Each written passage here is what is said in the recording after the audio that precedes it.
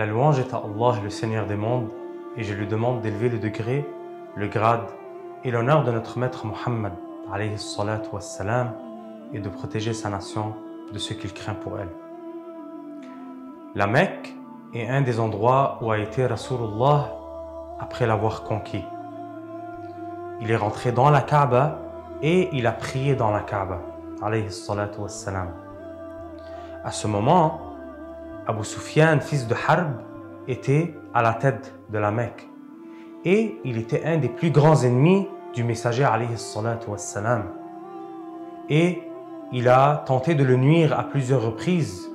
Il l'a insulté. Il a même tenté de le tuer. Malgré qu'il y avait un traité de paix entre Rasulullah et Quraysh. Mais la tribu n'a pas tenu sa part du traité.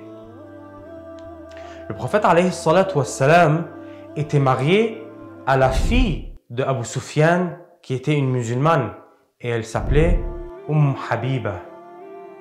Et il y a une leçon à apprendre de cette histoire-là et que Rasulullah est le messager de la miséricorde.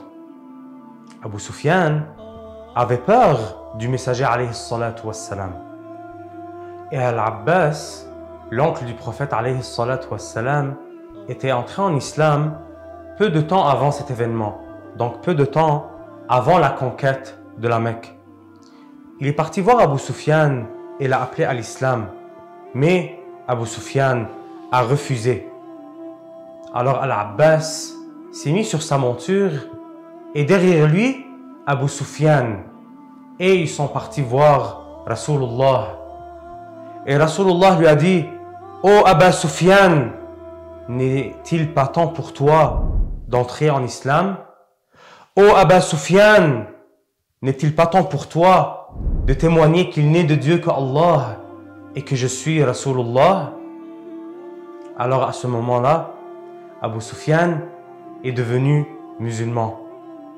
Par la suite, Rasulullah s'est rendu à la Kaaba et il a demandé les clés de la Kaaba qu'ils étaient avec Uthman bin Talha. Il est rentré avec des compagnons à l'intérieur et a prié à l'intérieur et par la suite a détruit les idoles autour de la Kaaba qui étaient au nombre de 360. Ce fut une journée où Rasulullah a dit: Allah a accordé la gloire à Quraysh. Beaucoup de gens sont rentrés en islam durant cette journée-là. Les gens sont rentrés en islam en grand nombre et Rasulullah était heureux. Même Abu Bakr radiyallahu anhu était très heureux car durant cette journée-là, son père est devenu musulman. Alors, c'est une journée qui a marqué l'histoire. C'est une journée durant laquelle les gens sont rentrés en très grand nombre en islam. Et on demande à Allah tabaraka wa ta'ala de nous faciliter la visite de la Mecque et de se rendre aux endroits où Rasulullah a été afin que l'on puisse bénéficier des bénédictions du prophète alayhi salatu wassalam. Et quand on ira visiter ces endroits, on pourra dire: ici a été le bien-aimé.